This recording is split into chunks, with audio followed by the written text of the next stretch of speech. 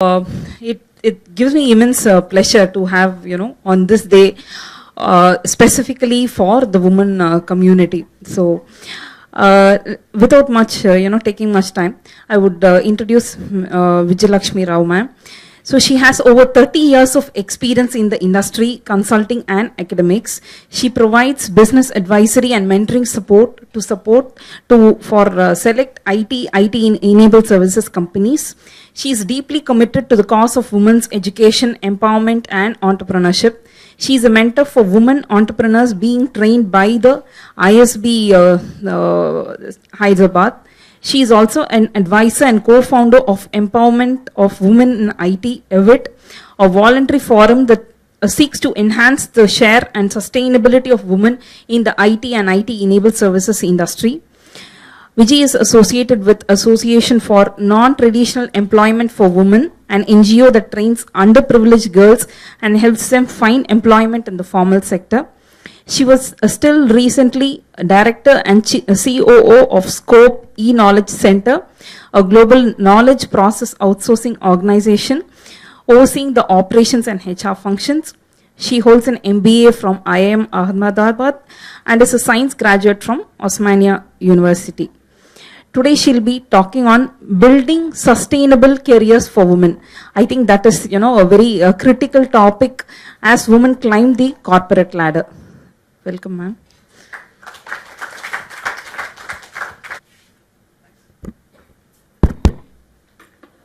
Okay, good evening, everybody.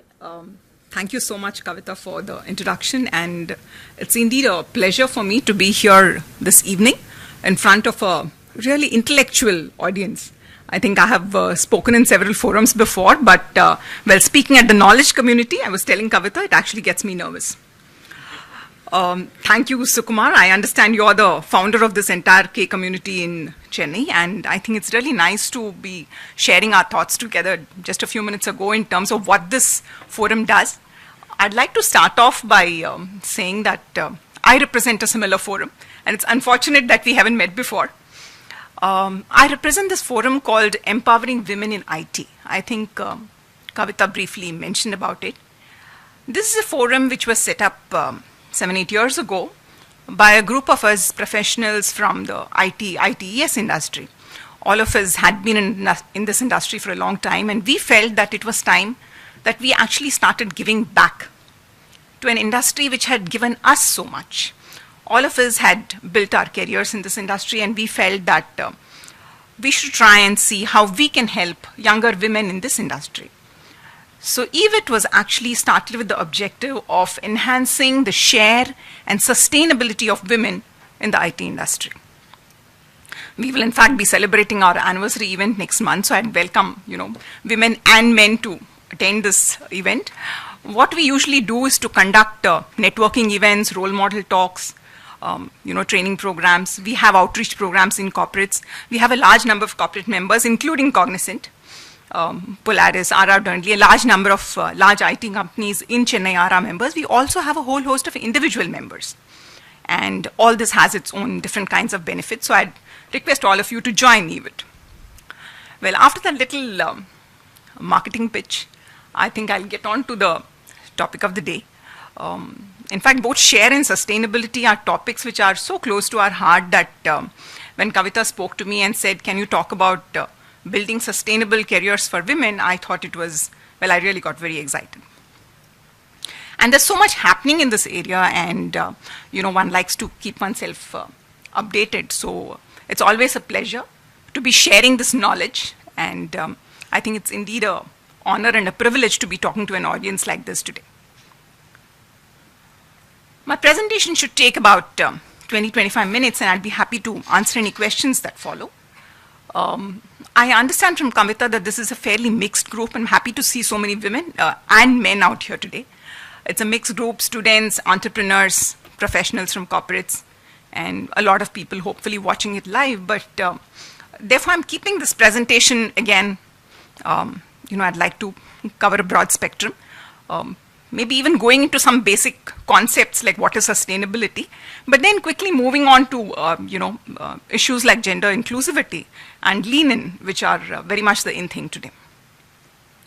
So my presentation will start with share and sustainability. I'll talk a little bit about the leaking pipeline, what it means, the typical challenges that women, especially in India, face, what is the kind of feedback that we have from industry, diversity, what the common organizational practices are, and finally moving on to, from my own experience, which is what Kavita wanted me to speak about, in terms of how I see what women can do to help themselves. Okay. I always like to start off my presentations with this slide because it makes me feel very happy. This is the part of the industry that we all belong to, the ITS industry. Very huge potential, very large in size, and a lot of this data, I think many of you would have seen on the NASSCOM website. But at the end of it, if you look at, what is the piece that women actually occupy in this industry, it comes to around 30%. And it's a little unfortunate that this percentage is kind of stagnating and not moving very exponentially over the last few years. Now, there are two ways of looking at 30%. One is to say that it compares very well with the percentage of women in the overall organized sector, which in India stands at 19%. But if you look at it in terms of the potential, well, there's a lot more that women can do, and this 30% need not be 30%. The IT industry is one, at least we in EVIT believe, it can even be 50%. But then that's, well, a very, very tall order. And let's look at next in terms of why we are languishing at this 30%. Now, if you look at the share of women in the industry, well, at the recruitment, the initial junior entry level, it's almost 40 to 50%. And I'm sure organizations like Cognizant would bear this out, that you have no gender discrimination at that stage. There are as many women engineers who are applying for jobs as men. But then as we move up the corporate ladder, you find that this percentage actually starts dropping. And at leadership positions, we find that the percentage really drops to just about 4 to 5%. In fact, it is only in the larger companies, thanks to a lot of gender inclusivity initiatives, that at least this percentage is healthy. In many companies, you don't have women at all beyond the project manager level. Also in ITES, in BPO, we have more women because they also take, graduates, and women tend to be good at calling and those kind of work. So you have a higher percentage in the BPO sector. So as you will see, it is really more sustainability than share, which is really the issue concerning women in the IT industry. Let me go a little bit into the basics in terms of what is sustainability. I mean, sustainability, one always believes is something that, you have to keep moving up the corporate ladder. Not necessarily so. Well, it does ensure that you are employed for a long period of time. But I think a sustainable career really means that it provides you security through employability, very basic. But it also features continuous learning, periodic renewal, because I think one has to reinvent oneself as one goes along. It involves a harmonious fit with your skills, with your interests, even your value systems. And finally, of course, it does help you move up the corporate ladder. Unfortunately, in India, and of course, this is also a global phenomenon, we find that women find it difficult to actually sustain their careers, which means they start dropping out. And why does this happen? Let's take a look at women in leadership positions. This is based on a Grant Thornton report, the latest being the 2012 report, where we see that if you look at, and this cuts across industries, not just IT, you find that in India, the proportion that we have is 14%, and this definitely does not compare favorably with other countries in the world. And the biggest reason, and there's a lot of research on this as to why this happens, and that is the main reason attributed to this whole thing of leadership not being sufficient enough at the top is because of a leaking pipeline. And what causes the pipeline to leak? And what does a leaking pipeline basically mean? It means that as a woman goes up the corporate ladder, while you're trying to build a funnel of talent from the organization's point of view, women tend to drop out. So you're trying to say that we want more and more women leaders, but well, there aren't enough women to groom. And if you see, this study again is a McKinsey study. It's called Women Matter. And you find, and this is again only for Asia, there are reports which go by continents, but this is only for Asia, and you find that perhaps the major reason And again, multiple responses are possible here. But the biggest reason which causes this whole pipeline to leak, and it's more specific to Asia, is this whole concept of having double burden, which is the work-life balance, as we call it, which means women find it difficult to do this whole balancing act of having to meet expectations at home and still at the same time meet organizational requirements. And, well, expectations, and that's what women tend to be bothered about. So what really can, this mean, especially when you look at it in terms of a socio-cultural context? Because in India, I think the kind of commitments that we women have, especially on the home front, is far more than what women do. Maybe in the US, where there are better childcare facilities or partners, helping out women a lot more. And I think, at least personally, I'm a firm believer of the fact that as women and as successful women, we need to straddle both with equal ease. I would never look at a woman if she says that, no, I only want to, be in my career and I don't want to look at domestic responsibilities at all. I think we are complete and whole women, whether, as mothers, as daughters, as sisters, as daughters-in-law. We have a role to play at home as well. And I think we can be complete human beings only if we do both. So this whole thing about what are the challenges that women in India face? Well, there's no specific study on women in IT industry to capture this, but based on a large, amount of feedback that EVIT has collected over the years from women who have attended our events and some dipstick studies that we have done, we have compiled this graph. And I'm sure many women in the audience will relate to this. I'm using size, I'm using age really as a surrogate for, number of years in your career, and you find that it starts with marriage, being dislocated. I personally moved from Chennai to Delhi, and the thought that was bothering me was, would I find myself a good enough job in Delhi? So it starts there. It starts with, some amount of discontinuity, even dropping off, to a whole host of issues as we move up. And just when you are at the project manager level and you're wanting to give your best, you possibly have your children and other responsibilities take priority. And somewhere around 45, 50, we also are, well, I shouldn't say burdened, but then you really want to maybe give back to the elders in the family, and, you have elder care responsibilities. And while men are reskilling themselves, making career shifts, well, we women tend to lose out. Unfortunately, there aren't enough role models, people whom we can look up to as well, network enough and say, hey, if you're facing this problem, this is what you need to do. Perhaps that is the single most reason which keeps women from, networking and not being able to get enough guidance, at least from EVIT's side. This is one, want that we have tried to fulfill.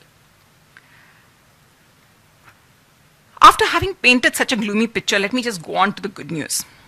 While we women are sitting and brooding about all the challenges that we face and we almost feel that we can't do anything about it, on the other side, there's a very rosy side to this whole thing, which is that organizations are sitting up and saying, look, women, we are willing to do some things for you. Why don't you come stay back and work for us? And at least if you look at all the large IT companies and in good measure, number of small and medium-sized ones as well, gender inclusivity has become a major thrust and initiative over the last few years. Companies are going out of their way to move women, to try and see how they can keep them back, because there's a huge talent crunch in the IT industry. So they just don't care whether it's men or women. As long as women are able to deliver, it's ultimately merit that matters. And this whole concept of glass ceiling, which is so much discussed in the developed countries, it is one word we are happy to say that we have never heard from Indian women. And I think for that I must thank the men in this crowd as well. So they deserve an applause for this. This is just to give you a little flavor of what Indian IT leaders have to say. Many of them have spoken at EVIT events. And, well, as you can see, it's a mix. There are some who say that, well, organizations need to do something about it. There are some others who say that, well, women need to help themselves. But the bottom line is that, well, industry does recognize that we women are very good. And I think that deserves an even bigger applause, okay? So I think the ball is really in our court to try and see how best can we convert the challenges that we face into opportunities. And I'd just like to quickly run through what companies are doing. These are not necessarily the best practices, but at least people from the large IT companies would relate to this. There are organizations, forums, NGOs, which have all been set up now to try and see how gender inclusivity can be instituted and formalized in organizations. And I think the starting point for any organization is to set up a gender diversity cell. They are having women-focused recruitment campaigns, trying to make sure that the appraisals are done correctly. There's no gender bias in the appraisal system. The specialized training and mentoring that's being offered. In fact, I myself mentor women professionals to take up leadership positions, and I'm amazed at the kind of potential that women in India have. It's just that there's always something that is holding us back. And if organizations can invest in women, and so many organizations are doing this, I think women really need to take advantage of the kind of opportunities that are currently being available. There are specialized training programs, also in terms of, health. I think that's one area we women tend to neglect, and companies are, in fact, having campaigns within organizations to make sure that women take care of their health, be it anemia or be it, pregnancy or menopause-related issues. But then basically the idea is to make sure that the women take care of their health and do good work for the company. There's also the sexual harassment, the anti-sexual harassment policy, as we would like to call it, which has now become a law. And this whole environment has now become far more conducive and, as some people would like to say, very advantageous for women. But this was an issue which women used to complain about a few years ago. But now with this having been enacted as a law, I think that's not something that we should crib about at all. And finally, of course, safety has now come into center stage. And with all the recent incidents, even in Chennai, I think companies are doing a lot to try and see how improvements can be made in this area. In terms of work-life balance assistance, considering that this has been recognized as the major problem that women face, there is extended maternity leave. Everybody recognizes that 3 months is not good enough. So 6 months, 1 year with, protection of role, position. Companies are willing to do anything to make sure that the woman comes back to work after maternity. Flexi time, again, this is something that companies are offering to both men and women. I can see some people smiling in the audience. I know that not all of this is very common. I mean, there would be some companies which are doing it and some companies which are not. So at least to the women in this audience, I would say if your company is not doing it, go back and check, because this is now becoming almost industry norm. So there is flexi time, there is gender sensitization programs for men, so that they understand what is it that women are going through and to help them out. Reduced pay for reduced hours. This was not a concept that was there a few years ago, but now you have, for instance, for a particular role, 2 women, one woman comes in half a day, one woman comes in the, one person in the morning, one person in the afternoon. So there are 2 women playing the same role and they get half salary each. Now there are concepts like this which are coming up. Technologies such as networking, so you can just keep working from home. Developing career paths and making sure that you can take breaks, you can go on sabbatical, you can take time off, you can opt for slower growth, and this is a concept called ramping on and ramping off, because you can actually go and tell your company that for the next 4 years, I don't want to be disturbed, I will continue to play the same role, I'll remain at the same level, I don't want a promotion. But then after 4 years, when I'm ready for it, well, I'm willing to get back to the ramp and going great guns again. So this is something that, again, companies are offering. Finally, of course, in terms of infrastructure, creche facilities, help desk services, concierge services, resting rooms, and medical assistance at work. This is really a laundry list. There's a lot more which companies are doing. And I think a lot depends on how gender inclusive your company is. Also depends to a large extent on implementation. It's typically left to the HR to handle it, but in a number of well-managed companies, it is the top management which is actually putting gender inclusivity as part of the balanced scorecard. How can women benefit from these initiatives? And this is important because I think while it is good to say that companies are doing all this, what can we women do to take advantage of this? Because except for maternity leave and the sexual harassment policy, none of the others are really mandatory. So it all depends on the kind of organization you work in. But you do have a right to check, and if you have suggestions, I think good managements would be open enough to listen to your suggestions and see what can be done about it, especially if they want you to sustain your careers and be a person for the long haul. You need to understand the terms, conditions, flexibility. Even something like a flexi time working could have certain caveats, because there could be certain roles, maybe typically very high pressure project management roles, where it would be impossible to give you, flexi time. But so you need to go and understand what the terms and conditions are, whether it's applicable to you, when can you be eligible for it. You can actually start managing your career, and we have seen so many women doing this so successfully. So even before, they conceive, they say, okay, can I move into a role which will help me, take an extended break after maternity? Can I move into a role which will give me flexi time, when the baby is young? So there are women who are navigating through this entire maze very, very well. And I think a lot depends on how much information we seek and take advantage of. And I think, if you work in a company which is gender inclusive, you should consider yourself fortunate. Because here, I don't think here we're talking about rights and quota. What we're talking about is, what is it that we're eligible for as professional women? And if there is something that we can ask for, we should. Because ultimately, the bottom line is that your performance, your appraisal, everything goes by merit. Nobody's going to say that, we are promoting you because you're a woman. We are talking about sustainability, which is based on meritocracy. And I think this is something that all women should understand. Finally, of course, my last slide in terms of women, lean in.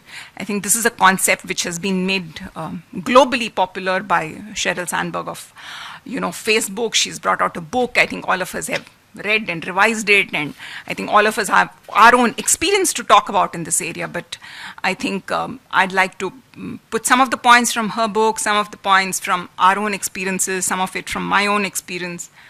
I also mentor women entrepreneurs, and I find that a lot of women from IT, for instance, have quit really good jobs in the IT industry and moved on to becoming an entrepreneur, not necessarily in the IT space, but they have moved on to setting up music schools and childcare centers. And so there is so much that the IT industry gives you that I think, the aptitude, the knowledge that we gain from, being in this industry is something all women should really look at.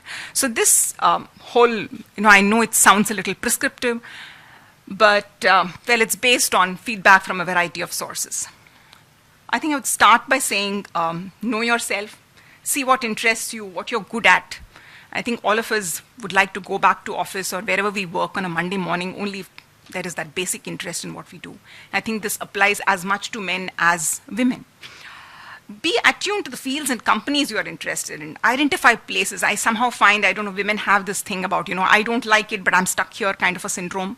We need to get out of that and, start looking out as well and see what is happening around us. Something which we women either don't have the time or, more importantly, the inclination to do.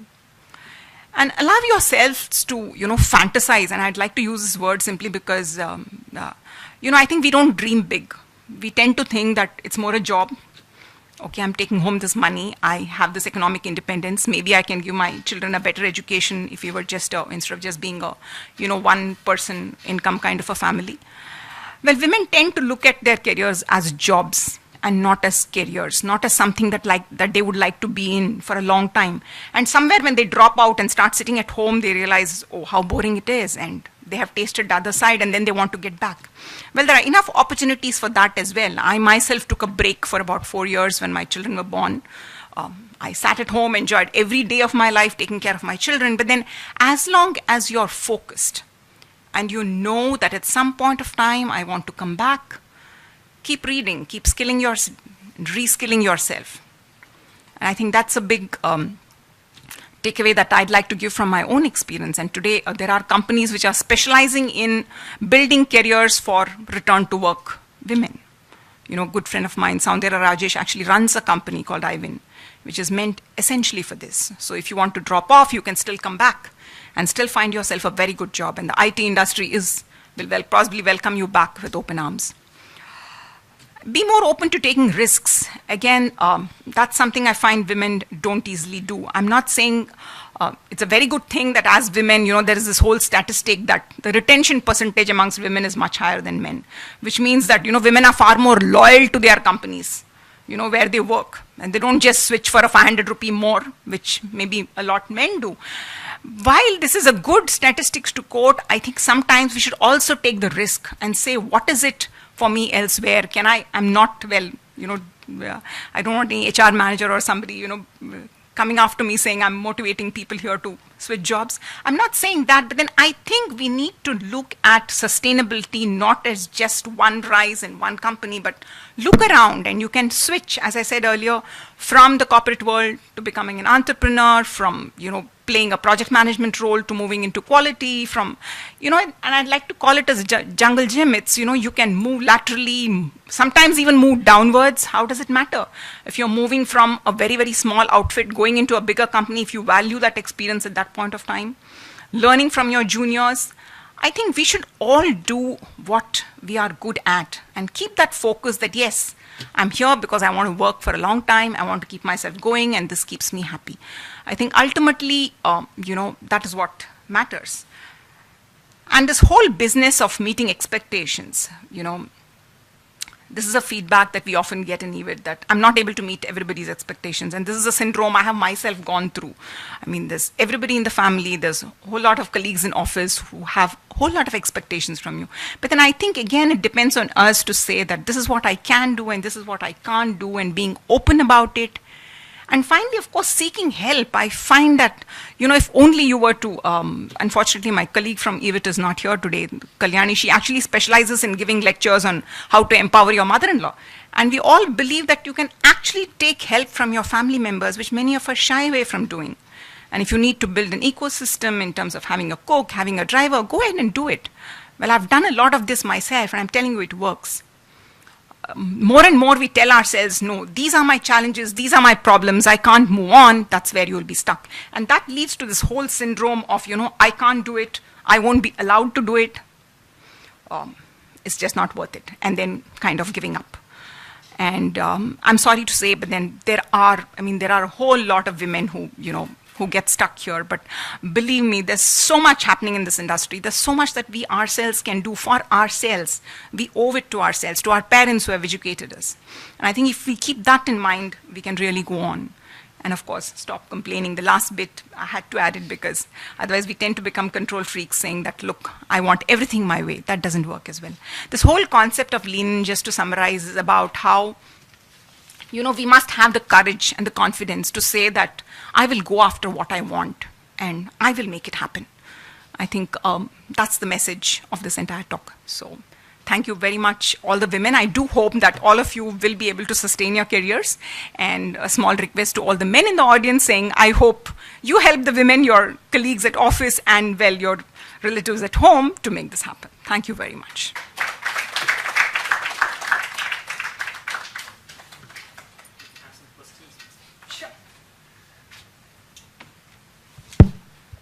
Who wants to go first? Maybe I'll go first. Sure. You had one statistic with McKinsey which said that women are less effective in networking compared to men. Correct. In fact, it is true. In my 5.5 years within my team, also I've seen women actually I found them not really putting effort to reach out and network within the organization actually. Right. But compared to that, if you look at my mom, grandmom and so on at the back, they're really good networkers. Any doubt they have received, they'll pick up the phone, Ramuje Mami, Rukmani Mami, okay, and actually right. They just call and quickly get the thing, No, that's surprising, Kumuda, because see, any function, they'll just pick up call. They have so many friends, and right. She's most wanted, Malika Pola, they all go around. That's but right. You've seen the organization, total opposite. I mean, they just, try to get their job done themselves, or one or two networking is there, that's it. But they don't go beyond, and that our strong ties, weak ties thing, look at it, I think they have strong ties, but absolutely very weak ties. But men, to some extent, they go out and reach. So what is your take on that? Well, I think you have answered the question yourself when you raised the issue, because I think, what we do at home so well in terms of multitasking, in terms of networking, we just need to bring those skills to the table when we come to office. Somehow I think women lack that little confidence. They're trying to, hold themselves back and say that, look, the men possibly network over a glass of beer. Well, come on, do it over a glass of orange juice. Why not? Okay, I think it's up to us to reach out and make that little effort. I mean, I was talking to Kumuda now, and I think, she's somebody I'd like to keep in touch with for a long time to come. There's so many things, interesting things that she has done, and I think I have a lot to learn from her. Why don't we look at it that way? It's not networking for networking's sake, only when I don't have a velakari that I will ring up somebody. No, why don't you do it in office? How has somebody else managed? There would be role models across. It's not that you have to look up, to somebody very senior to be your role model. I find that, today my daughter is my role model, right? So it all depends on how you look at it and how you network up, down, laterally. It's up to us. Thanks. So, this is not a question. Just want to add to the conversation which just happened now. Sure. One thing which I observe is women, when they network, they do it without any expectation. Whereas men are always business-like. In the corporate life, you go around, you have the visiting card ready. Correct. So you are excellent networkers in terms of gents. That's right. That's right. They know whom to tap if I need the next job or I need that next Correct. business. Whereas women don't remember those people, because when they give, they've just given, they've forgotten. Probably in that context, I think this is true. So women need to be more business-like as well. Correct. Just balance, Exactly. It's both. got to be done with a purpose. How many of us go back and, perhaps one thing I would do is go back and send a LinkedIn invite to Sukumar, right? How many of us do it with the purpose of not just career, but then, okay, someday I could tap his brain for something, right? Women need to have that sense of purpose. I think that's the bottom line, really.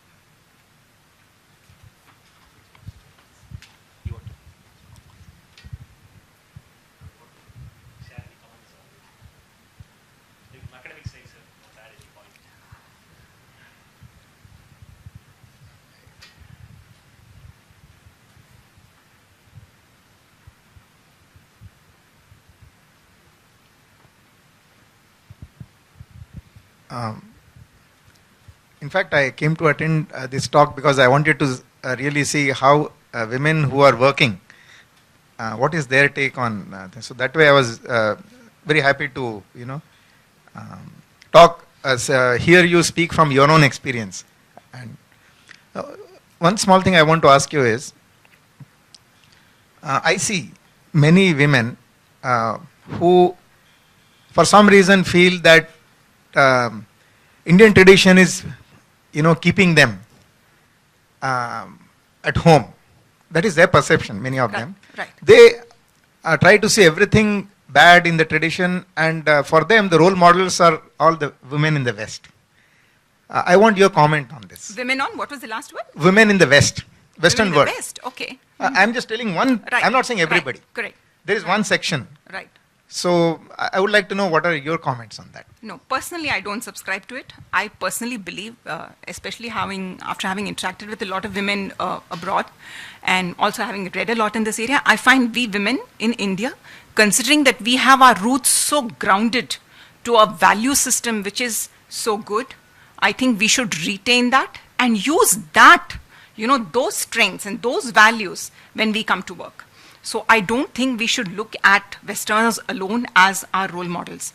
And again, as I said earlier, I don't subscribe to this whole idea of being just, single parent moms and, this whole thing about, if things don't work out, just divorce your husband and go on with your career. No, I would never subscribe to something like that. Because I believe that, and an Indian woman, I believe, can actually do it. You can actually straddle both. And when you're doing both, when you're giving so much on the home front, what is that other than our values, our systems, our culture? And that is so rich. And I would never advocate, just aping the West. And I think if this is the belief, then, it's wrong. thanks. Hey, give it.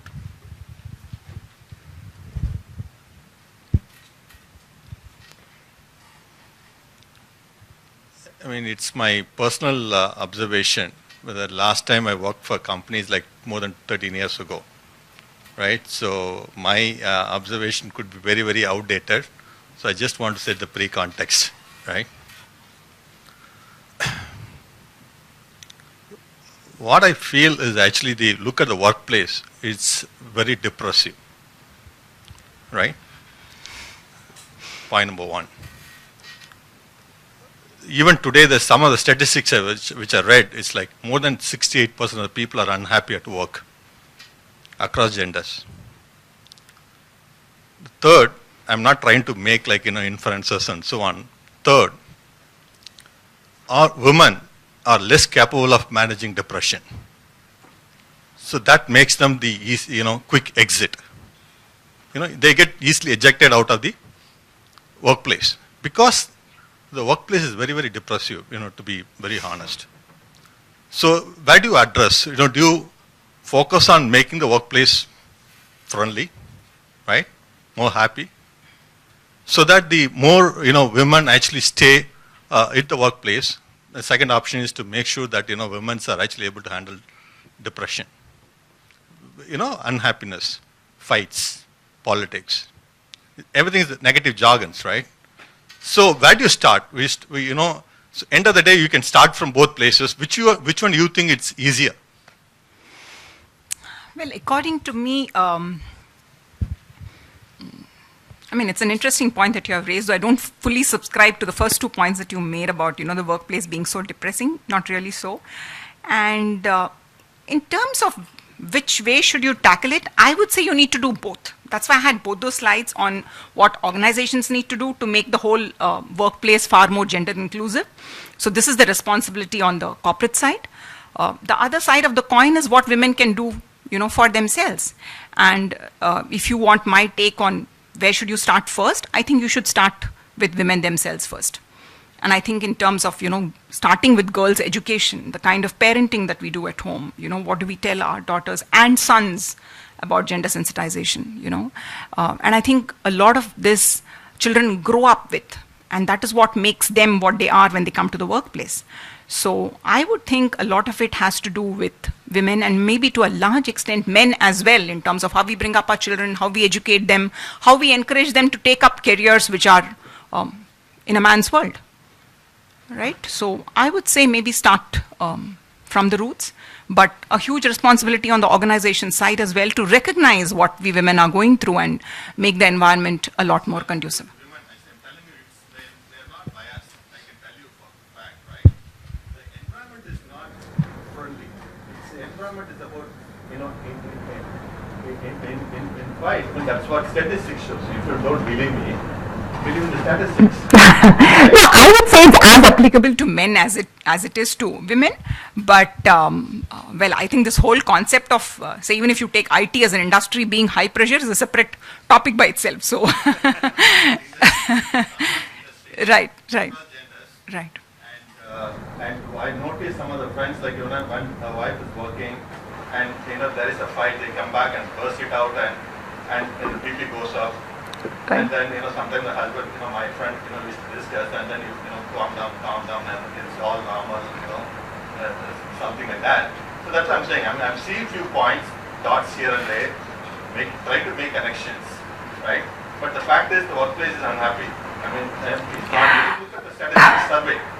And not only one survey, there are many surveys.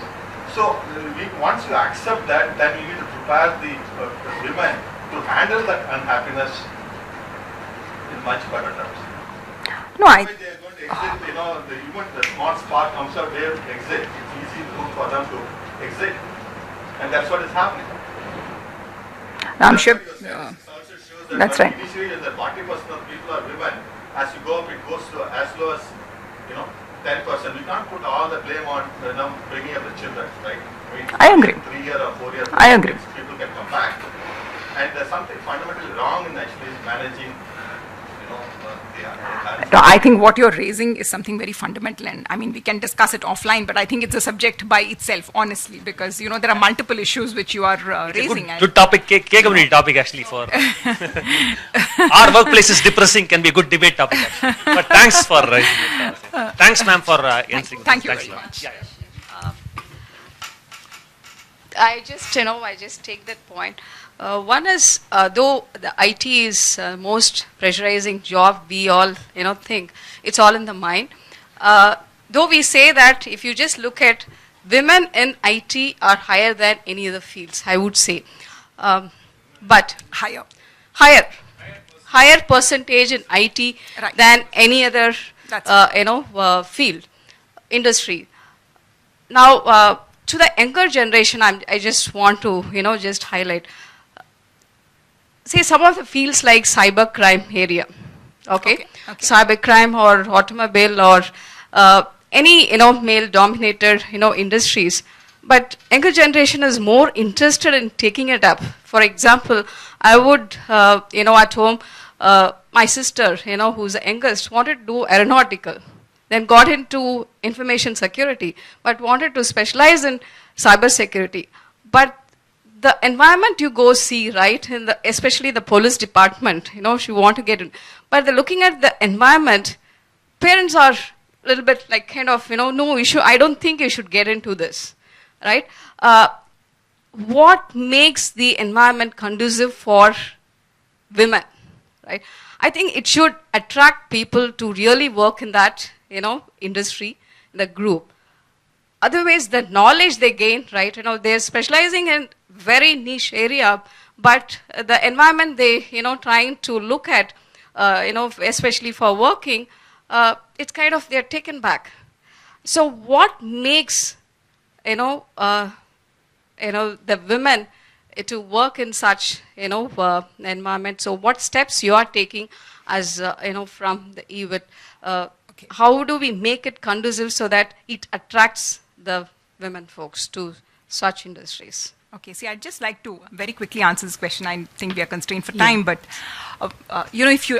if I take you back in time, Kumada, a few decades ago, if you look at the percentage of women in IT, even in India or even globally, would have been in single digit, right? So there were women who were pioneers who came into this field and said, look, we can still do something here, though the environment doesn't seem very conducive for women, though there are a lot more men working here compared to, say, banking or nursing or teaching, right? And women got into this field, and somehow it had a cascading effect. Women got in here, made a success for themselves. Other women saw them as role models and got into this industry. So I think somewhere that seed has to be sown. So be it, cybersecurity or any aeronautical engineering or any area where today it may seem, well, this is a completely man's world. I think for a woman, you need to take it up as a challenge and go after it. When I joined the Murugappa group here in Chennai, TI Cycles, this was way back in 1982, I was the only woman in a company like TI Cycles. They didn't have a proper ladies' toilet.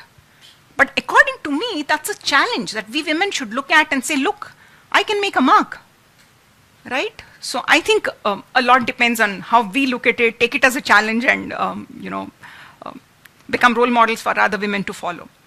So that's what I would say. Thank you. So I was actually encouraging her, but, parents are kind of, no, you should not, right? Right. So it's a challenge. Go ahead and encourage her. My best wishes Thank you. to her. Thank you. Yeah.